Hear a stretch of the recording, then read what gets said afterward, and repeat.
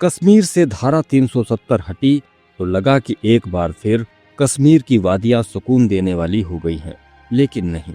एक बार फिर कश्मीर की धरती सैलानियों के खून से लाल है। एक वक्त था जब बंगाल में गीत गूंजते थे, लेकिन अब लाउड स्पीकरों से आवाज आती है, हिंदुओं भाग जाओ। ठीक उसी तरह जैसे 90 के दशक में कश्मीर में लाउड स्पीकरों से ऐसी ही आवाजें आती थीं। क्या ये महज इत्तेफाक है? कश्मीर और बंगाल की भाषा में अंतर भले ही हो, लेकिन उद्देश्य में अंतर बिल्कुल नहीं है। वो यह कि हर बार जलता है हिंदू का घर, हर बार मिटती है उसकी पहचान, हर बार उसकी आवाज दबा दी जाती है।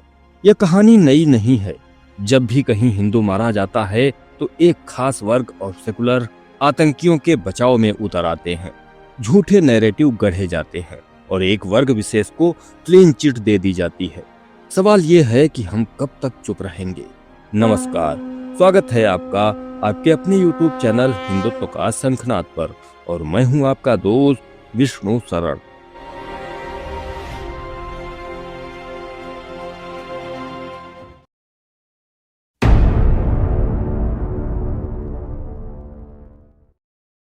अगर कोई कहानी एक बार घटे तो वो इतिहास बन जाती है। अगर वही कहानी बार बार घटे तो वो इतिहास नहीं बल्कि साजिश कहलाती है। पहलगाम की घटना से पूरे देश में आक्रोश है। हर कोई आहत है, क्योंकि जिस तरह से हिंदू सैलानियों को घेरा गया, उनके कपड़े उतरवाए गए ये देखने के लिए कि वो हिंदू हैं या मुसलमान। उन्हें कलमा पढ़ने को कहा गया और कलमा न पढ़ पाने के कारण उन्हें गोली मार दी गई। कश्मीर के पहलगाम में जो कुछ हुआ उसे देखकर क्या अब भी कहा जा सकता है कि आतंकवाद का धर्म नहीं होता? लेकिन कुछ बेशर्म हैं जो अब भी यही राग अलाप रहे हैं कि आतंकवाद का धर्म नहीं होता। आतंकवादी जो होते हैं उनका कोई धर्म नहीं होता है। We see that this government will try and show that talk about Hindutva and the minorities feel uncomfortable. घड़ियाली आंसू भी बहाए जा रहे हैं, क्योंकि इस बार आतंकियों ने धर्म पूछकर वो पर्दा हटा दिया है जिसके पीछे ये लोग छिप जाते थे। ये घड़ियाली आंसू सिर्फ उस पर्दे को दोबारा खींचने के लिए बहाए जा रहे हैं, ताकि भोला भाला हिंदू फिर से उनके झांसे में आ जाए। एक तरफ तमाम इस्लामिक स्कॉलर मौलाना ये कहते हैं कि आसमानी किताब के मुताबिक एक बेगुनाह इंसान का कत्ल सारी इंसानियत का कत्ल है। अल्लाह उस कातिल को कभी माफ नहीं करता। लेकिन सवाल ये है कि इस्लाम की नजर में इंसान है कौन? क्योंकि दूसरी तरफ वही आसमानी किताब काफिरों को मारने का हुक्म देती है। तो क्या केवल मुसलमान ही इंसान हैं? हिंदू, यहूदी, सिख, ईसाई, बौद्ध, जैन, पारसी आदि इंसान नहीं है? क्या ये सब हैवान हैं? क्योंकि इस्लाम की नजर में ये सब काफिर हैं। इनका कोई कसूर हो या ना हो, इस्लामिक नजरिए से इन्हें मारना पुण्य का काम है। ये कोई हवाई बातें नहीं है, बाकायदा डॉक्यूमेंटेड है। जिहादियों द्वारा हिंदू नरसंहार का इतिहास तो सदियों पुराना है, लेकिन कुछ प्रमुख घटनाओं पर मैं आपका ध्यान आकर्षित करना चाहता हूँ। पश्चिम बंगाल एक ऐसा राज्य जो कभी संस्कृति, कला और ज्ञान का केंद्र था, लेकिन आज जहाँ आग है वहाँ धुआं नहीं, लाशें उठ रही हैं। जहाँ विरोध है वहाँ हमला एक ही समुदाय पर हो रहा है, और वो है हिंदू। क्या ये इत्तेफाक है या एक सिलसिलेवार योजना? सोचिए, अगर आग हर बार एक ही घर में लगे तो क्या आप इसे हादसा कहेंगे? जंगीपुर, मुर्शिदाबाद, दक्षिण 24 परगना, हुगली, यहाँ कुछ दिन पहले तक दुकानें खुलती थीं, बच्चे स्कूल जाते थे और लोग रोजमर्रा की जिंदगी जीते थे। लेकिन आज दुकानों की जगह राख है, स्कूल की जगह सन्नाटा और जिंदगी की जगह मातम। विरोध किसका था? वक्फ बोर्ड कानून का।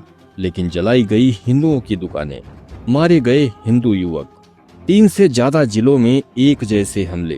क्या ये सिर्फ भीड़ का गुस्सा था या एक मजबूत संदेश, तुम विरोध करोगे तो तुम्हारा नामो निशान मिटा देंगे?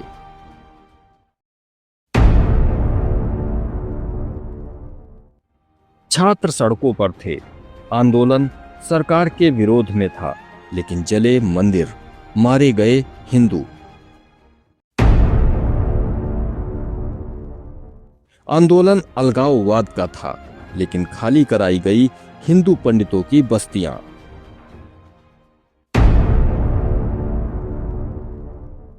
विरोध शिक्षा नीति का था, लेकिन मारे गए हिंदू। सीएए और शाहीन बाग 2020। धरना संविधान के खिलाफ था, लेकिन मारे गए अंकित शर्मा और आईवी ऑफिसर जैसे निर्दोष हिंदू। हम अक्सर सुनते हैं हर मुसलमान आतंकवादी नहीं होता। बिल्कुल सही, लेकिन सवाल ये है कि जो मुसलमान सही हैं वो गलत के खिलाफ चुप क्यों रहते हैं। जब गाजा में कुछ होता है तो सोशल मीडिया से लेकर सड़क तक आवाज उठती है, लेकिन जब बंगाल में हिंदुओं की दुकान जलाई जाती है, बांग्लादेश में हिंदू मारे जाते हैं, तब ये लोग चुप हो जाते हैं। क्या ये मौन समर्थन है या डर या फिर कहीं गहरी सहमति? 57 मुस्लिम देश ऐसे ही नहीं बने। जरा सोचिए कि ईरान कभी पारसी देश था, आज इस्लामिक रिपब्लिक है। अफगानिस्तान बौद्ध देश था, आज तालिबान की धरती है। इंडोनेशिया, मालदीव, मलेशिया आदि में हिंदू बौद्ध संस्कृति अब संग्रहालयों में दबी हुई है। हर जगह पैटर्न वही, पहले सहिष्णुता, फिर मांग, फिर दबाव, फिर नियंत्रण। भारत में जो भी सरकारें मुस्लिम अपीजमेंट करती हैं, उन्होंने क्या हासिल किया? साहबानो केस, वक्फ बोर्ड, मदरसा बोर्ड, कुर्बानी के नाम पर सड़कों पर जानवरों का खून।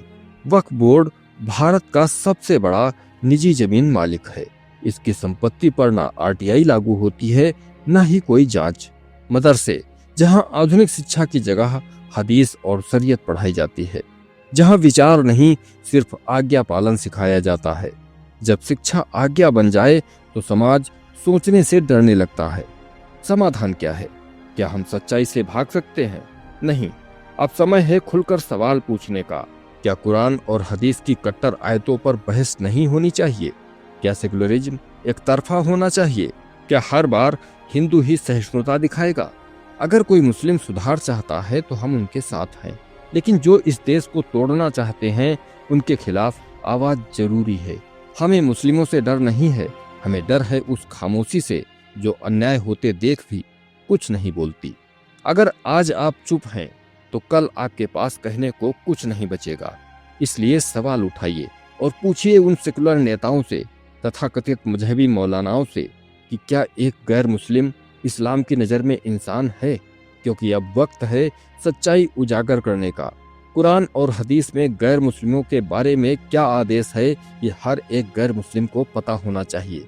अगर आज आपने सवाल नहीं उठाया तो कल आप इतिहास के सबसे बड़े गुनहगार होंगे, क्योंकि चुप्पी भी कभी कभी हत्या से बड़ी होती है और चुप रहने की कीमत संस्कृति की मौत है।